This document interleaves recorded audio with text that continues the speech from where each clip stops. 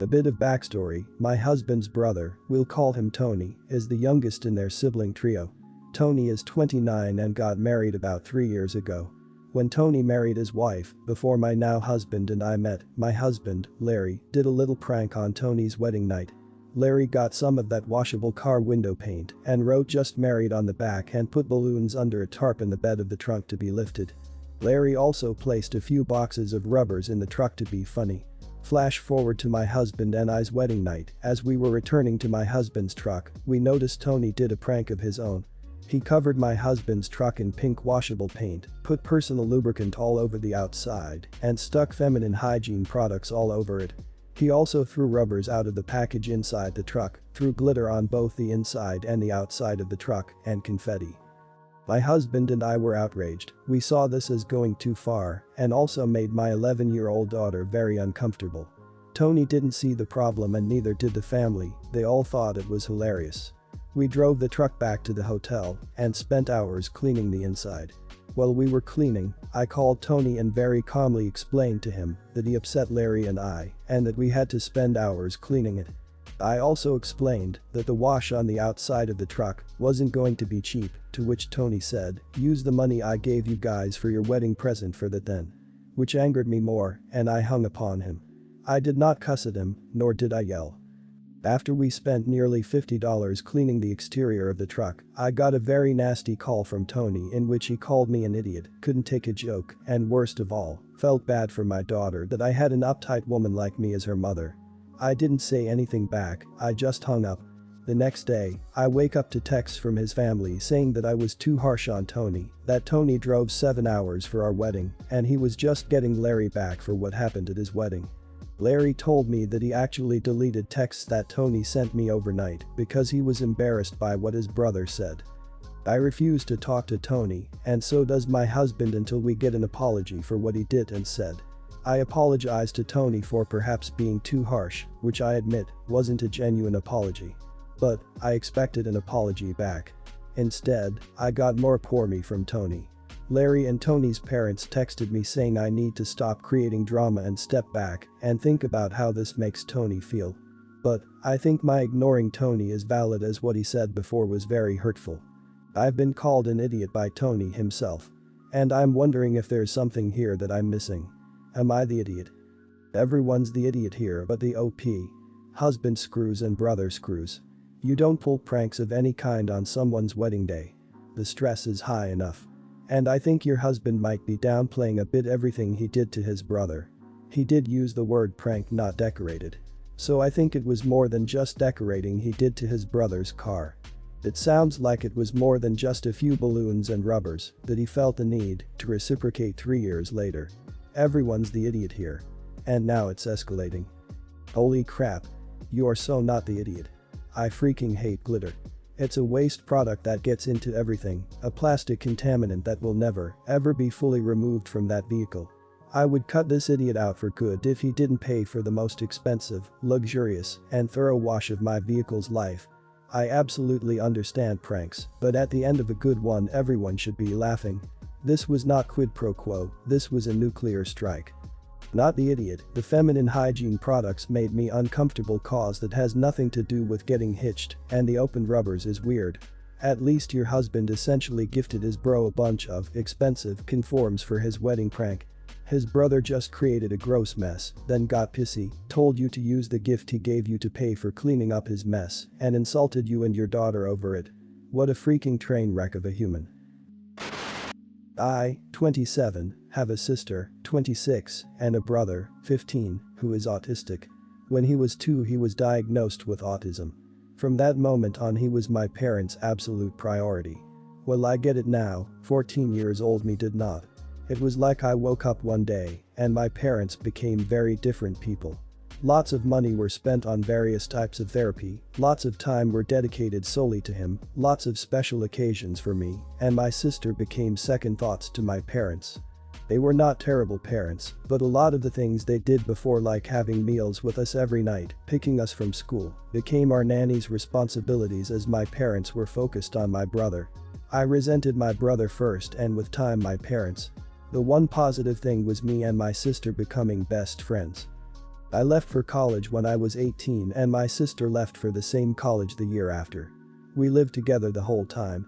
Neither of us really missed home because who misses feeling like a second thought? We only went home for the holidays.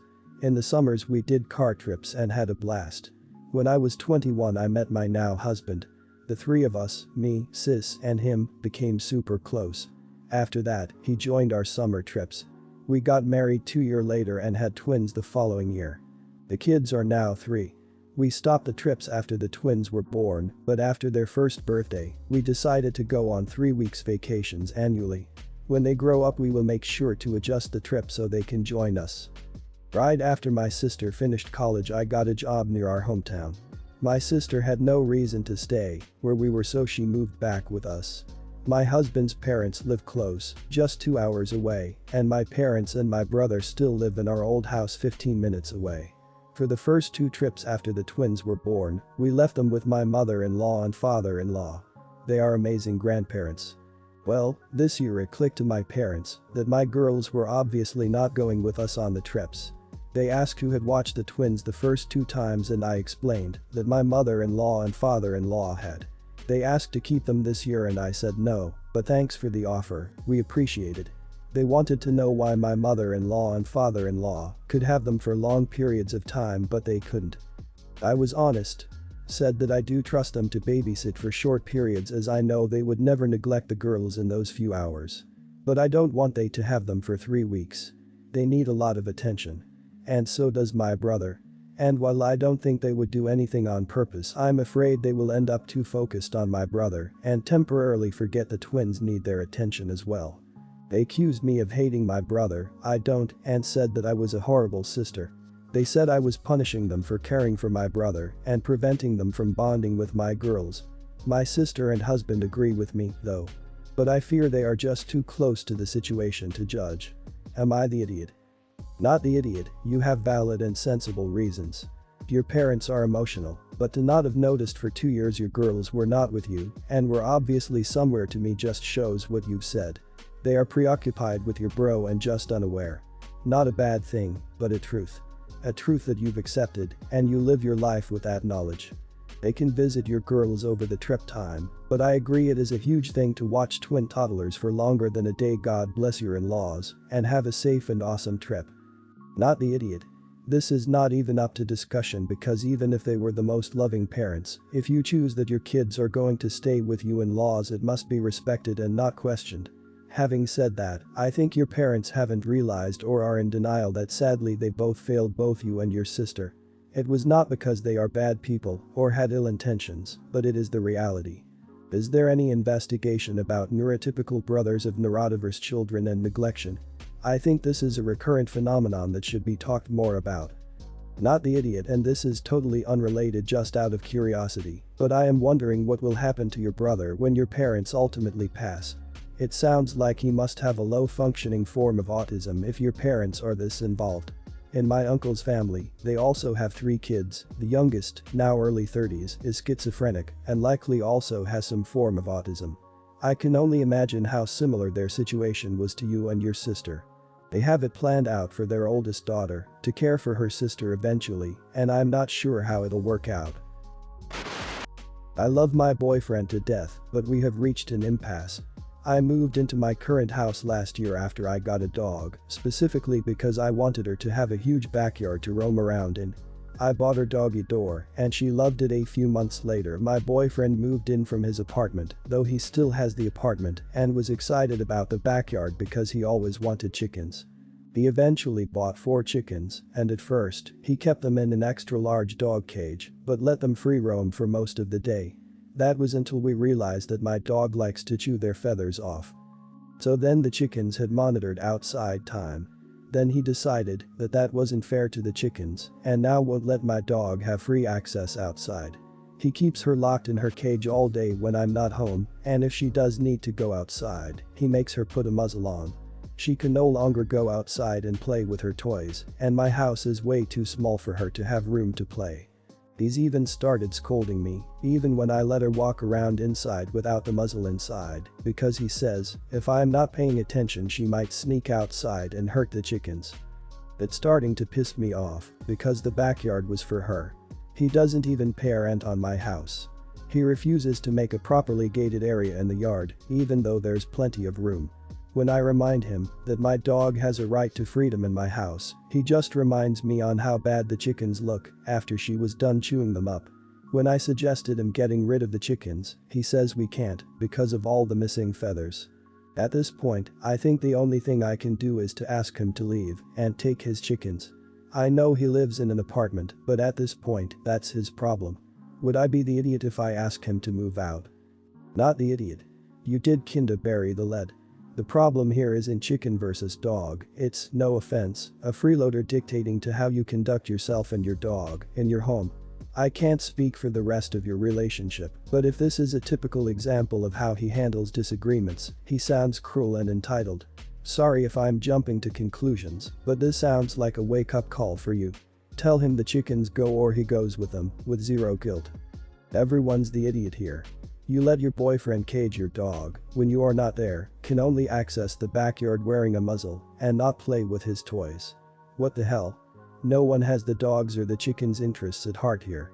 If you have pets, you look after them properly, not in this half-hearted and cruel way. The chickens need a proper run so they are not scared by the dog and are safe from predators. The dog needs a free run of the backyard. Not the idiot. My boyfriend has a dog and chickens, and everything's fine between them because the chickens have their own fenced-off area and are let out when the dog is inside.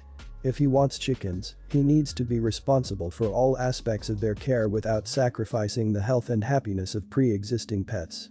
If he's not willing to fence off an area for the chickens and dedicate time to letting them out regularly, then he shouldn't have chickens. I have 3 children, 30, 28, and 20. My son has 3 children, my oldest daughter has 3 also, and my youngest has 1. When my oldest grandchild turned 1, I'd occasionally have him overnight to give my son and daughter-in-law a break. Then as more came along, I'd watch them too, but now I feel it's at a point I can't cope with watching 7 children all in the one night like my children have wanted me to do, so I've been watching them in groups of 2 or 4 once a week or so. I don't want to sound like I don't care about my grandchildren, but I had my oldest child at 14. My parents refused to help raise my children apart from paying for the basics until I turned 16, which was obviously their choice, so from a young age I've worked full-time while raising children. I've told my children on several occasions that I don't mind helping out now and then with overnight visits, but at the same time I want to go traveling, etc. Now I have some time to myself and also finally work on my career. I always take my grandchildren, children, and their partners out once a week for a big family dinner, and I see my grandchildren several times a week between that. The day my 3 children came over together and told me they'd been talking and they felt I'm not pulling my weight when it comes to helping with my grandchildren. They've asked that I watch all the children every Friday and Saturday night so they can get some time to themselves and their partners. I told them, no, watching all 7 children is exhausting for 2 days in a row every week as they're so excited to see each other, and it's also lots of work getting 7 children fed, bathed, and into bed. As a compromise, I said I'd watch either all 7 one night every second weekend or continue as things are watching them once a week in smaller groups. They're not happy at this at all. They said as the children's gran I should be expected to help out so things aren't so stressful for them as parents. I already help out financially by paying for each grandchild to go to 2 after-school activities a week.